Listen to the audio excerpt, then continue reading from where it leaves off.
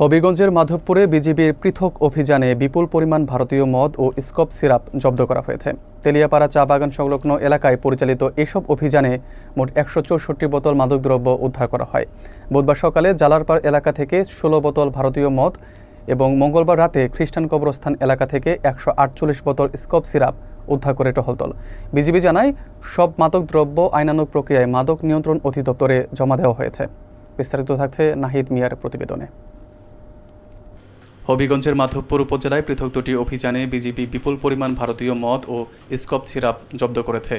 গোপন সংবাদের ভিত্তিতে তেলিয়াপাড়া বিওপির বিশেষ টহল দল প্রথমে জালারপাড় এলাকায় অভিযান চালায়। বুধবার সকালে চা বাগানের ঝোপে লুকিয়ে রাখা অবস্থায় ১৬ বোতল ভারতীয় মদ পাওয়া যায়, যার আনুমানিক সিজার মূল্য ২৪,০০০ টাকা বলে টহল দল জানায়। অপরদিকে মঙ্গলবার রাত ৮:৩০টার দিকে তেলিয়াপাড়ায় খ্রিস্টান কবরস্থান এলাকায় আরও এক অভিযান পরিচালিত হয়। সেখানে মালিকবিহীন অবস্থায় ১৪৮ বোতল ভারতীয় স্কপ সিরাপ জব্দ করা হয়, যার বাজার মূল্য নির্ধারণ করা হয়েছে ৫৯,২০০ টাকা। দুটি অভিযানে মোট জব্দকৃত মাদকের মূল্য দাঁড়ায় ৮৩,২০০ টাকা। বিজিবির বরাত দিয়ে জানা যায়, উদ্ধারকৃত সব মাদকদ্রব্য আইনগত প্রক্রিয়ার মাধ্যমে মাদকদ্রব্য নিয়ন্ত্রণ অধিদপ্তর হবিগঞ্জে জমা দেওয়া হয়েছে। এছাড়া সীমান্তে এলাকা জুড়ে মাদক চোরাচালান রোধে নিয়মিত টহল ও কঠোর নজরদারি অব্যাহত থাকবে বলেও বিজিবির অধিনায়ক লেফটেন্যান্ট কর্নেল মোহাম্মদ তানজিলুর রহমান উল্লেখ করেন। এ ধরনের অভিযানে স্থানীয় এলাকাবাসী স্বস্তি প্রকাশ করেছে বলে জানা গেছে।